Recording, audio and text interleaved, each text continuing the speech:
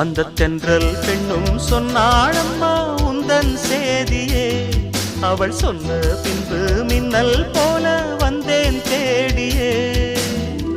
என்னை நீ தொட்டவுடன் என்னவோ பொன்னுதையா, முற்றுகை இட்டவுடன் சிற்றிடை தின்னுதையா. வெட்கம் விடுமோ அச்சம் விடுமோ, தக்க துணைதான்